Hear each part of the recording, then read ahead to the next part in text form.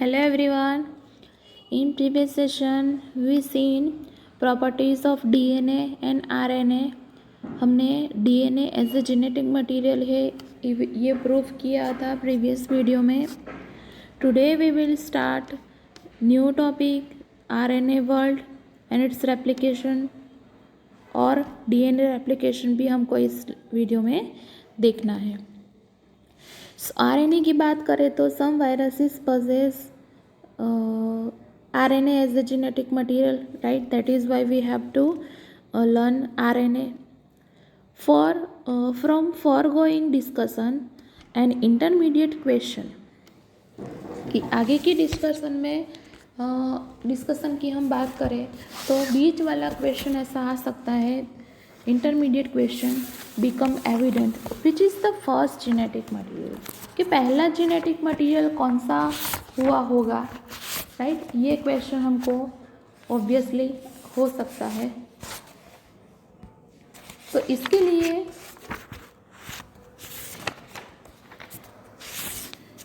It shall be discuss in detail in the chapter on chemical evolution, कि हम वो detail में जो केमिकल इवोल्यूशन जो है उस चैप्टर में देखें.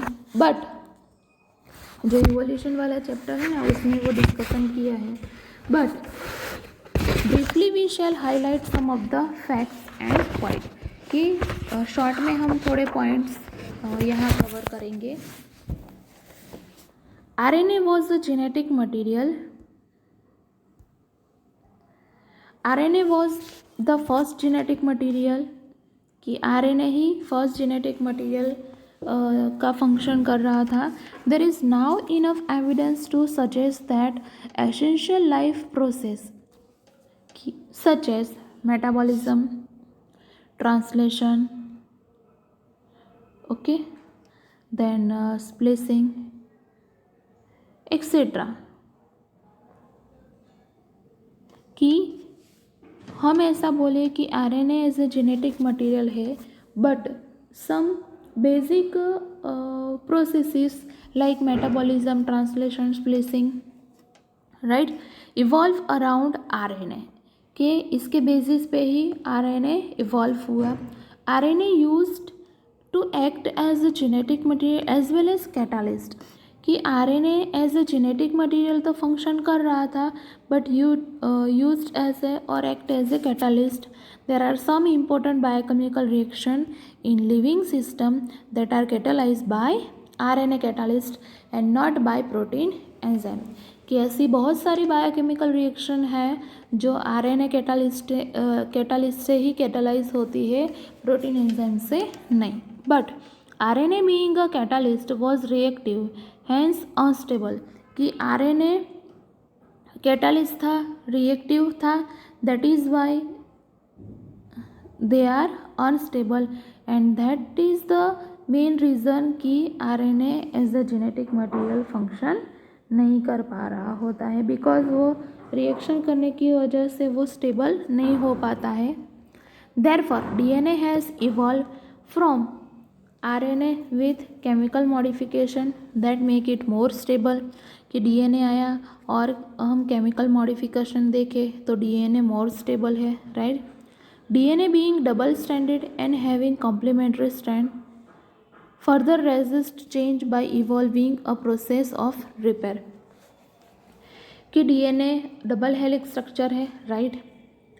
They have complementary strand further resist change bye evolving a process of repair, कि रिपेयर की प्रोसेस में हम जो भी चेंजेस होते हैं वो देख सकते हैं. यहाँ हम देख सकते हैं DNA है Watson Crick model for semi conservative DNA replication, means कि अब DNA की बात कर रहे हैं कि DNA रेप्लिकेशन कैसे होता है वो मैं आपको सिंपली समझाती हूँ, फिर यहाँ तो दिया ही है. So let us see DNA replication.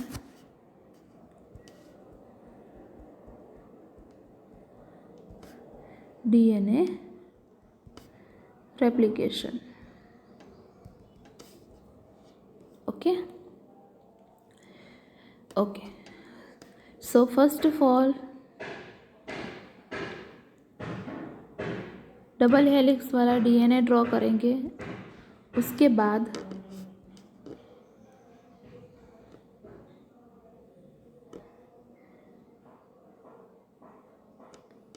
दो स्ट्रैंड ओपन होती है। सी यहाँ आप देख सकते हो, राइट, ये क्लोज है, डबल हेलिक्स है और ये ओपन हुई है।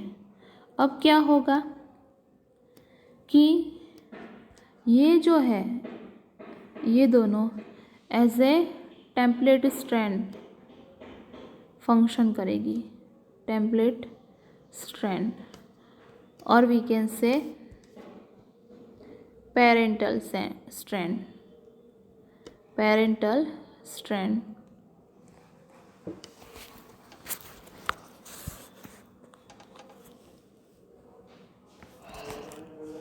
राइट, उसके बाद क्या होगा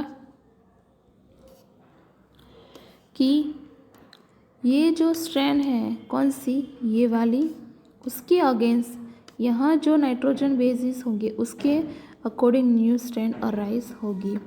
सेम वे यहाँ भी जो भी नाइट्रोजन बेसिस है उसके बेसिस पे न्यू स्ट्रैंड अराइज होगी।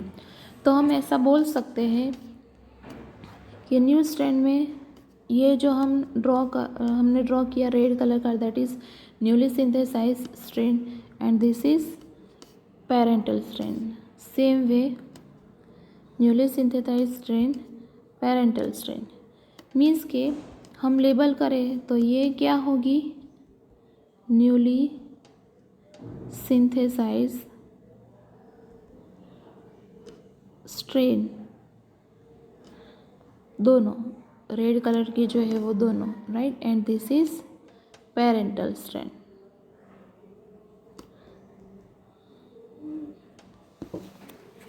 क्लियर। सो फाइनली एक जो डीएनए था, यहाँ देख सकते हो आप, एक जो डीएनए था उसमें से हमने 2 डीएनए बनाए। इसी तरह 2 डीएनए बनते हैं and this method known as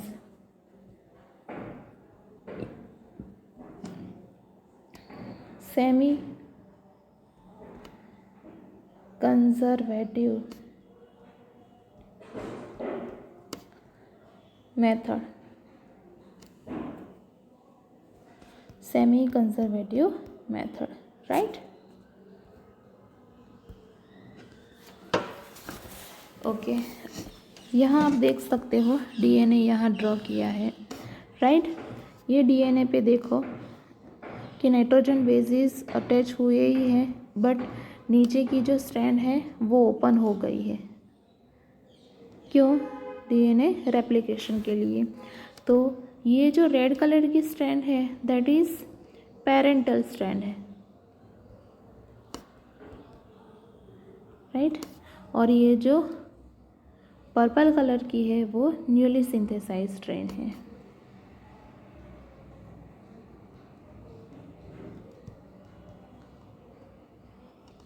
clear. So ये जो मॉडल है दैट इज़ कॉल्ड वस्टन एंड क्रिक मॉडल, राइट, जिसमें डीएनए रेप्लिकेशन समझाया है पूरा का पूरा। सो हम देखते हैं DNA replication.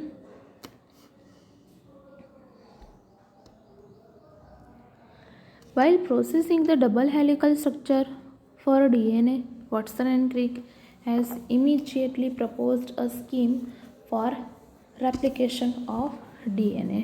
To quote their original statement, that is as follow: "It has not escaped our notice that the specific pairing we have postulated immediately suggests a possible copying mechanism for the genetic material." कि हम as a particular base pair की information मिले उसके बाद जो भी genetic material है वो नए फॉर्म में होगा, और नए फॉर्म में होने के बाद इसकी वो have a immediate postulated immediately and suggest a possible copying mechanism for the genetic material. The scheme suggested that the 2 strands would separate and act as a template for the synthesis of new complementary strand. कि हमने देखा कि इसमें 2 strand होगी और ये जो 2 strand है वो सेपरेट होगी। सेपरेट होने के बाद 1 act as a template right, for synthesis of new complementary strand. After completion of replication, each DNA molecule would have one parental and one newly synthesized strand. कि DNA replication complete होने के बाद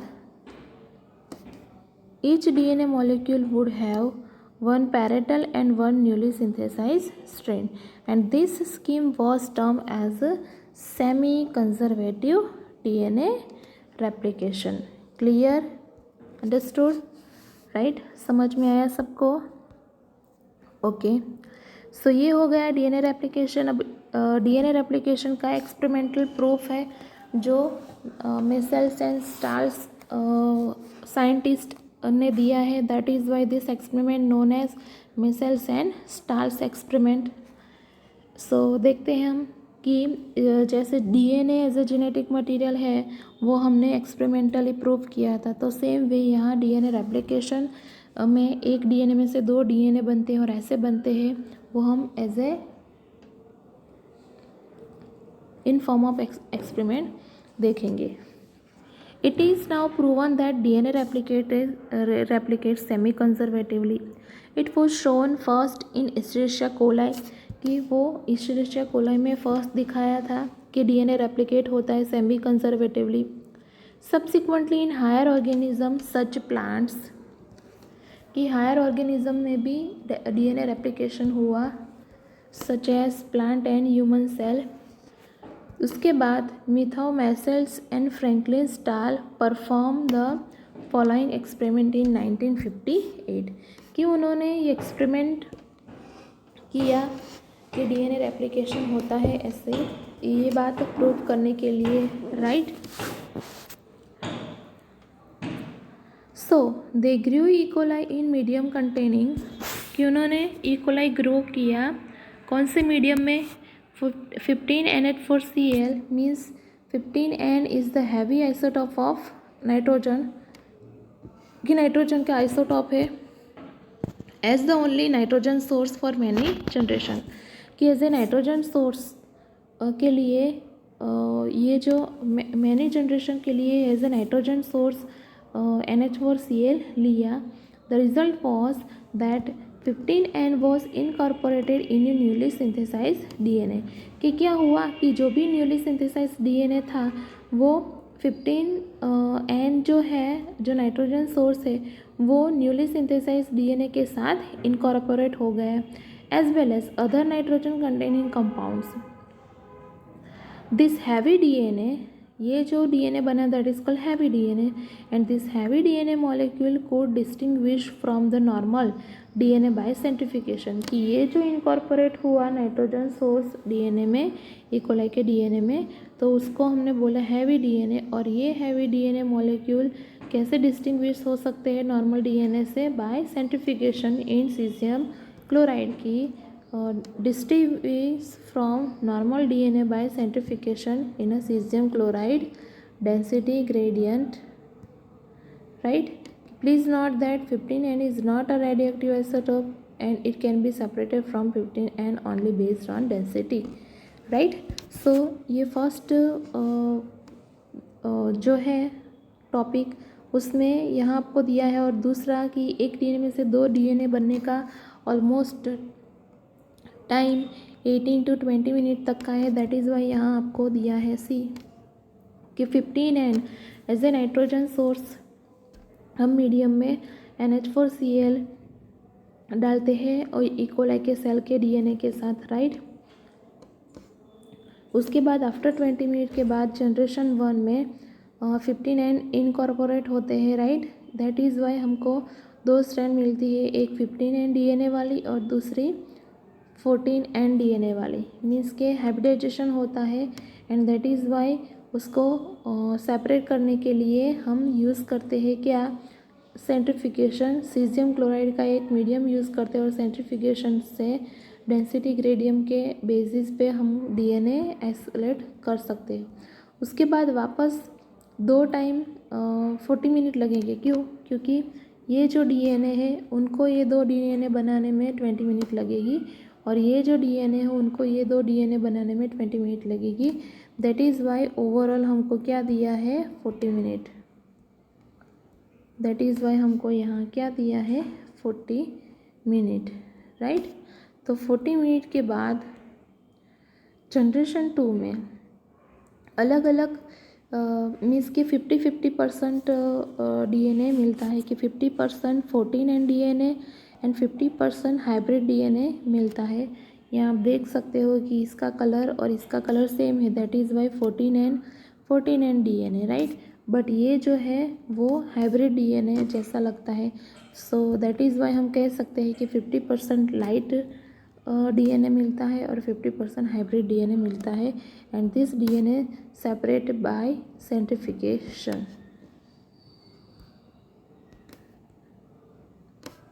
कि पहला point आपको समझ में आ गया कि इकोलाई को NH4Cl मीडियम कंटेनिंग मीडियम में ग्रो करते हैं, right. Nitrogen, so as a nitrogen source हम 15 NH4Cl डालते हैं और क्या होता है 15N इनकॉर्पोरेट हो जाता है न्यूली सिंथेसाइज DNA के साथ, और उसके बाद heavy DNA molecule distinguishing from normal DNA by centrifugation in caesium chloride, right.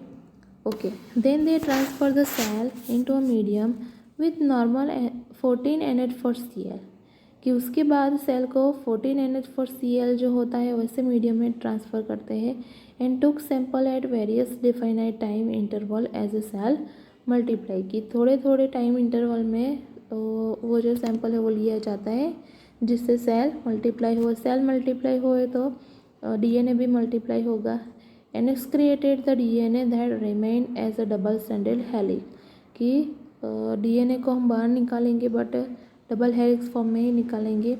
The various sample were separated independently on caesium chloride gradient to measure the density of DNA, कि अलग अलग sample जो बना वो सैम्पल को separate करेंगे, right, independently on caesium chloride gradient to measure the density of DNA, कि DNA की डेंसिटी मेज़र करने के लिए सीजियम ग्रेडियंट को मेज़र करना होता है, सीजियम ग्रेडियंट को अलग करना होता है, right.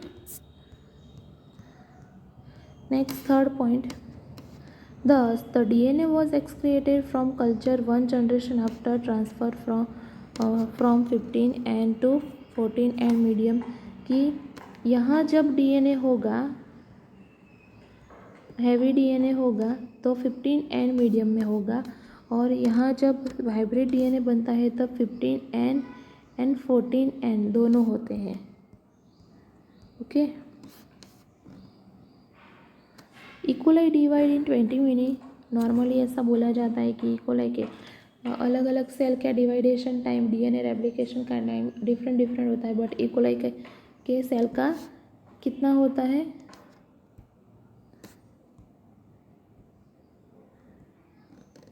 20 minute. So E coli divide in 20 minute had a hybrid और intermediate density DNA excreted from culture after another generation, means के 40 मिनट के बाद generation 2 was composed of equal amount of this hybrid DNA and of light DNA, means what, कि जब हम दूसरी generation के बाद DNA को एक्सक्रेट करते हैं तो हमको दो तरह के 50-50% रेशो मिलता है, कि 50% हाइब्रिड DNA मिलता है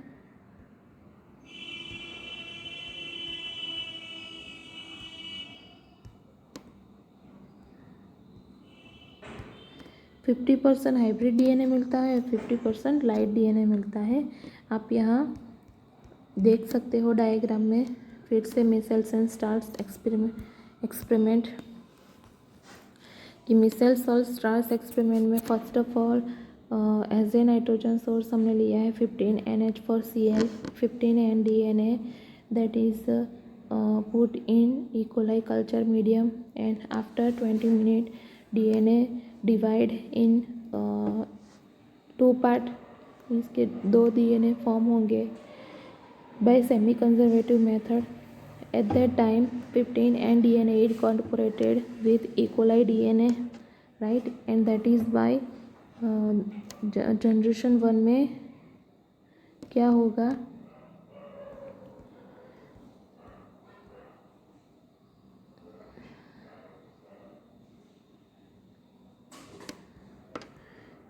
दूसरा कि ये जो इकोलाई सेल डीएनए है उसको हम 14N वाले मीडियम पे भी ट्रांसफ़र करते हैं। तो आफ्टर 20 मिनट हमको दो तरह के हाइब्रिड डीएनए मिलते हैं, 14N and 15N। That is Y जो स्ट्रैंड होती है वो अलग अलग कलर की आपको दिखाई दी है। उसके बाद आफ्टर 40 मिनट्स मीन्स के दो डीएनए दूसरे 4 डीएनए बनाएगा तो उसके लिए डबल टाइम लगेगा। तो जनरेशन 2 में 50-50% डीएनए मिलता है, 50% light DNA and 50% hybrid DNA, right. आप यहाँ डायग्राम में भी देख सकते हो। और उसको हम अलग सेपरेट कैसे कर सकते हैं, base is on the caesium chloride density gradient. Okay, समझ में आया सबको? Okay, if the E. coli was allowed to grow 80 minutes, then what would be the proportion of light and hybrid density DNA molecule? कि अगर E. coli cell 80 minutes 40 minutes में इतना result दे सकते हैं तो 80 मिनट्स में कितना लाइट और हाइब्रिड डेंसिटी DNA मॉलिक्यूल मिलेगा वो आपको कैलकुलेट करना है।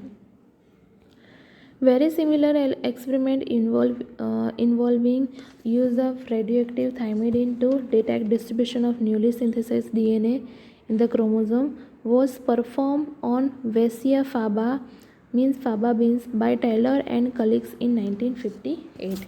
Means what कि ऐसा ही सेम प्रैक्टिकल 1958 में टेलर एंड उसके जो कलीग्स थे उन्होंने वीसिया फाबा करके जो बीन्स थे उनके ऊपर जो न्यूली सिंथेसाइज डीएनए था वो न्यूली सिंथेसाइज डीएनए का क्रोमोसोम पे जो भी डिस्ट्रीब्यूशन था वो चेक करने के लिए उन्होंने रेडियोएक्टिव थायमिडीन का यूज़ किया था, यूज़ ऑफ रेडियोएक्टिव थायमिडीन, राइट।